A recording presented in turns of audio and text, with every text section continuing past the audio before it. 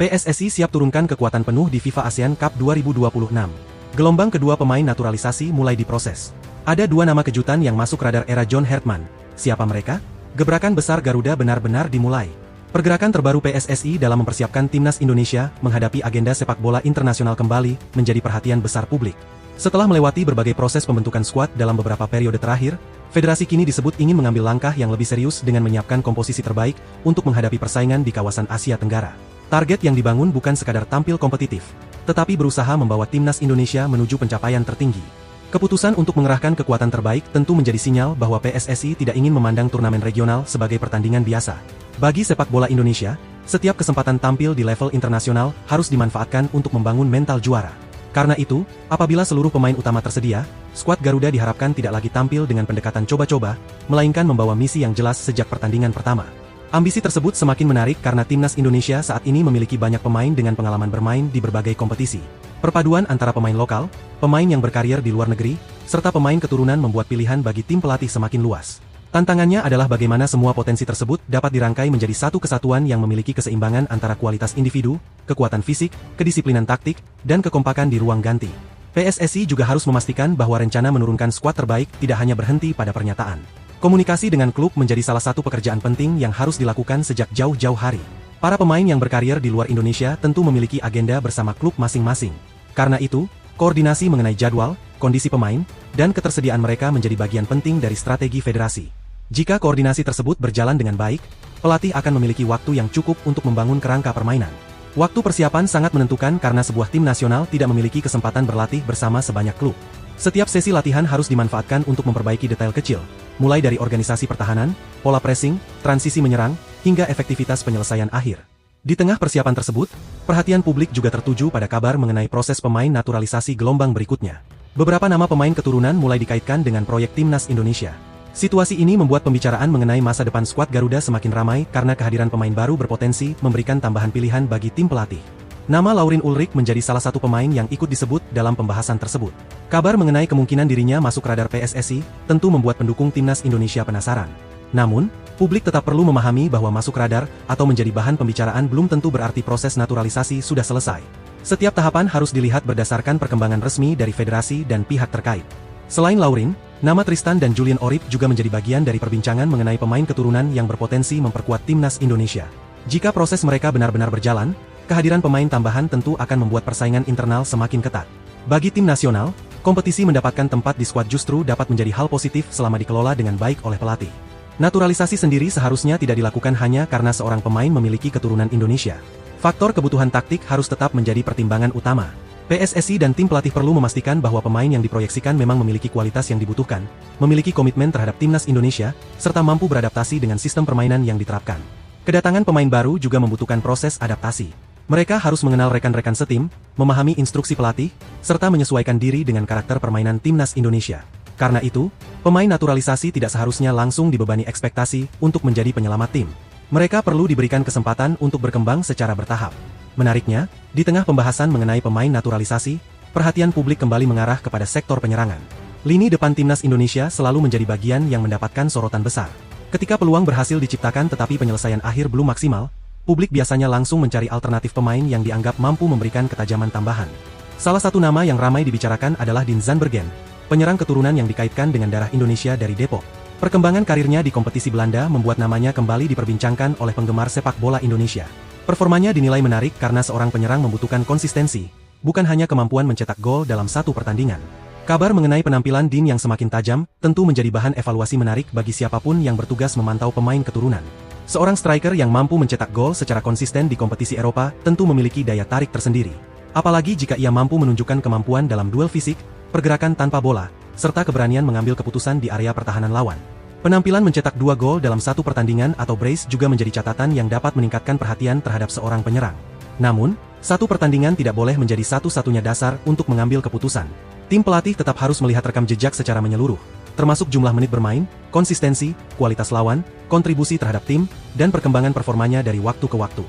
Hal yang juga menarik adalah kabar bahwa sang penyerang dipercaya menjadi kapten di klubnya. Jika kepercayaan tersebut memang diberikan secara konsisten, maka aspek kepemimpinan bisa menjadi nilai tambah. Seorang striker tidak hanya dituntut mencetak gol, tetapi juga mampu memberikan energi kepada rekan setim dan tetap tenang ketika pertandingan berada dalam situasi sulit. Situasi tersebut kemudian memunculkan pertanyaan besar di kalangan supporter. Apakah sudah waktunya Dean Zandbergen mendapatkan kesempatan mengikuti pemusatan latihan timnas Indonesia? Jawabannya tentu berada di tangan tim pelatih. Namun, pemanggilan untuk mengikuti seleksi atau latihan dapat menjadi cara yang cukup objektif untuk melihat kemampuan seorang pemain secara langsung. Pemanggilan ke pemusatan latihan juga tidak selalu berarti pemain tersebut langsung masuk skuad utama. Pelatih dapat melihat kemampuannya dalam sesi latihan, memahami karakter permainan, sekaligus membandingkannya dengan penyerang lain. Dengan cara seperti itu, keputusan tidak hanya berdasarkan pemberitaan media sosial atau statistik yang sedang ramai dibicarakan. Jika Dean akhirnya mendapatkan kesempatan, persaingan di lini depan timnas Indonesia dipastikan semakin menarik. Para striker yang sudah lebih dahulu berada di skuad juga akan mendapatkan tantangan untuk mempertahankan posisi mereka. Kondisi seperti ini sebenarnya sangat sehat karena setiap pemain akan terdorong meningkatkan performa dan tidak merasa memiliki tempat yang otomatis aman. Selain persoalan striker, kedalaman skuad juga harus diperhatikan di posisi lain.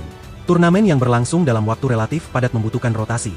Tim yang hanya mengandalkan 11 pemain utama berisiko mengalami masalah ketika ada pemain cedera, terkena akumulasi kartu, atau mengalami kelelahan. Karena itu, kualitas pemain cadangan akan sama pentingnya dengan kualitas pemain inti. Pelatih juga harus menentukan prioritas dalam setiap pertandingan. Tidak semua lawan dapat dihadapi dengan pendekatan yang sama. Ada pertandingan yang membutuhkan penguasaan bola, tetapi ada pula situasi ketika timnas Indonesia harus lebih mengutamakan transisi cepat. Kemampuan membaca karakter lawan akan menentukan seberapa efektif strategi yang digunakan. Disinilah kualitas staf kepelatihan sangat dibutuhkan. Analisis pertandingan, pemantauan pemain, data performa, hingga evaluasi lawan harus dilakukan secara mendalam. Sepak bola modern tidak hanya mengandalkan intuisi. Keputusan mengenai komposisi pemain dan strategi pertandingan semakin banyak dipengaruhi oleh data serta analisis teknis. Target meraih gelar juga harus dibarengi dengan manajemen ekspektasi. Supporter tentu memiliki hak untuk berharap tinggi, tetapi tim harus tetap memahami bahwa setiap pertandingan memiliki tantangan berbeda. Tekanan untuk menang tidak boleh membuat pemain kehilangan ketenangan. Justru ketika tekanan semakin besar, kemampuan mengontrol emosi akan menjadi salah satu pembeda antara tim biasa dan tim yang memiliki mental juara. Jika PSSI benar-benar mengirim skuad terbaik, maka turnamen tersebut dapat menjadi ajang penting untuk mengukur perkembangan proyek timnas Indonesia. Hasil akhir memang sangat penting, tetapi proses permainan juga harus diperhatikan. Apakah pertahanan semakin solid? Apakah transisi semakin cepat? Apakah lini tengah mampu mengontrol pertandingan? Dan apakah lini depan semakin efektif? Pertanyaan-pertanyaan tersebut akan menjadi indikator penting bagi perkembangan tim. Sebab, sebuah trofi memang menjadi tujuan utama, tetapi fondasi permainan jangka panjang tetap harus dibangun. Timnas Indonesia membutuhkan sistem yang mampu bertahan dalam jangka waktu lama, bukan hanya performa bagus selama beberapa pertandingan. Dari sisi peringkat dunia, pertandingan internasional yang memiliki bobot resmi juga dapat memberikan peluang bagi timnas Indonesia untuk meningkatkan posisi. Setiap hasil positif berpotensi membantu memperbaiki posisi Indonesia dalam persaingan internasional. Posisi yang lebih baik tentu dapat memberikan keuntungan tertentu ketika menghadapi agenda dan undian kompetisi berikutnya. Namun, perhitungan mengenai poin dan dampak terhadap ranking harus tetap mengacu pada status resmi pertandingan serta regulasi yang berlaku. Karena itu, PSSI perlu menyampaikan informasi secara transparan agar publik tidak mendapatkan gambaran yang keliru. Informasi resmi akan menjadi dasar yang jauh lebih kuat dibandingkan rumor yang beredar di media sosial. Dari sisi taktik, turnamen regional juga bisa menjadi laboratorium bagi pelatih. Pertandingan dengan lawan yang memiliki karakter berbeda akan memaksa tim untuk beradaptasi. Ada lawan yang mengandalkan kekuatan fisik, ada yang bermain bertahan, sementara tim lain mungkin mengandalkan kecepatan serangan balik. Semua pengalaman tersebut dapat menjadi modal ketika Indonesia menghadapi lawan dengan level lebih tinggi. Pemain muda juga bisa mendapatkan manfaat besar dari kompetisi semacam ini. Mereka dapat merasakan atmosfer pertandingan internasional sekaligus belajar menghadapi tekanan.